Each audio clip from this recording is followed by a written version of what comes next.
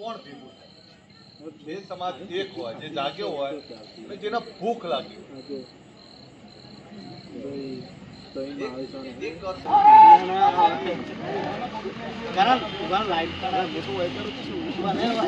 Hey guys, welcome to my new blog. તો I hope તો એ બધા મજામાં જશો. તો આજ હું અને પિન્ટુ બંને જણા ફરવા નીકળી ગયા છે. પણ આજે ગાઈઝ અમારે અહીંયા મંદિરે છે ને અલ્પેશ ઠાકોર આવવાના છે, તો અમને એમની મુલાકાતે જવાના છે. કેમ કે ઘણા લોકો આવીને ત્યાં પહેલાં બેઠેલા જ છે, પણ હવે અમે પિન્ટુ બંને પણ જઈએ છીએ. તો ચાલો સાથે, અમારી સાથે તમે પણ ચાલો. હા કરણભાઈ, મને તો લાગે છે આવી ગયા છે. આપણે લેટ થઈએ તે પહેલાં સૌથી પહેલાં પહોંચી જઈએ આપણે.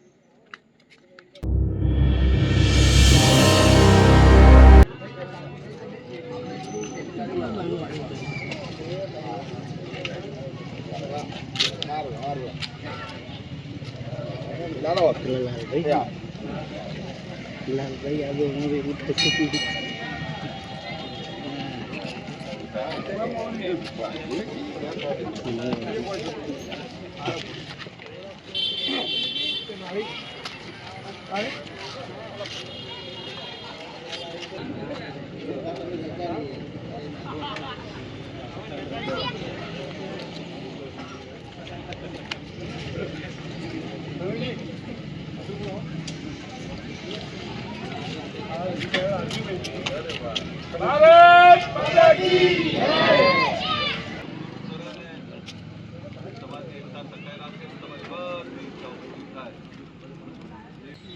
અને એમણે મને એક સવાલ કરેલો કે અલ્પેશ, આવતીકાલે હું એક સેન્ટ્રલ એસી છાત્રાલયનું ઉદ્ઘાટન કરવા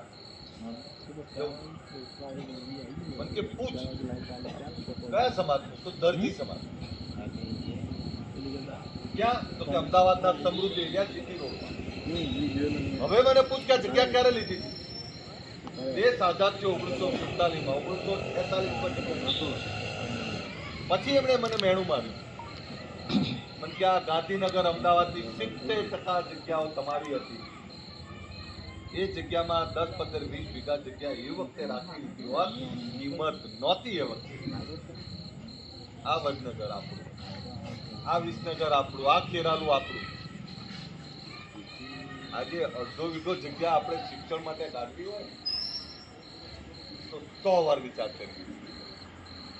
ફરીથી તમને કહું, જે સમાજો આઝાદી પહેલા જાગ્યા, દેશ આઝાદ થયો વખતે જાગ્યા, આપણે ક્યાં સુધી નાની નાની બાબતોમાં લડતા રહીશું? ક્યાં સુધી એકબીજાના પગ ખેંચે રાખશું? ક્યાં સુધી એકબીજાને પાળે રાખશું? તો એવું થયું, એક પાડો એટલે પાછો બીજો તૈયાર કરતા બીજા 10 વર્ષ થાય.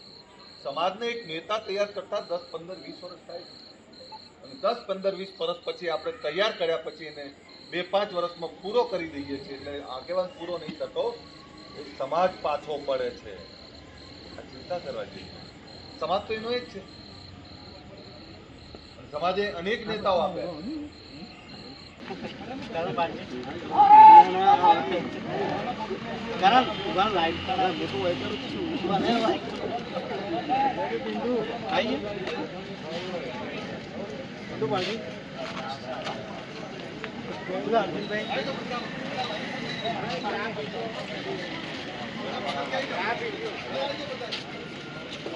ચા પી લીધા?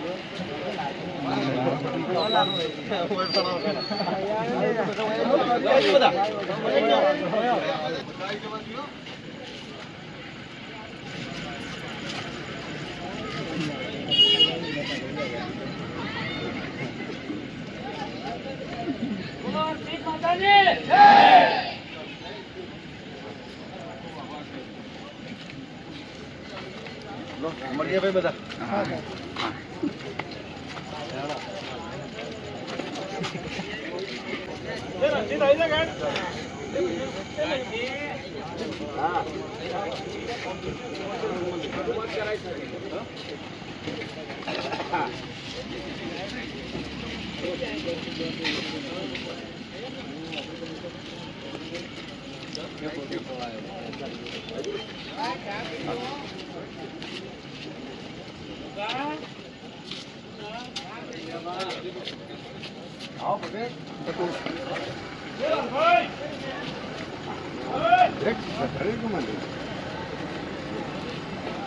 તો ગાઈસ ફાઇનલી છે ને આજે તો અમે અલ્પેશભાઈને મળીને આવી ગયા કારણ બંને જણા. તો ગાઈસ અમારા ગામમાં છે ને આજે તે કંઈ બીજે જતા હતા પણ તે અમારા ગામે રોકાણા હતા અને અમારા ગામને સારા એવા શબ્દો 2 શબ્દો સમાજ માટે કહ્યા હતા ગાઈસ.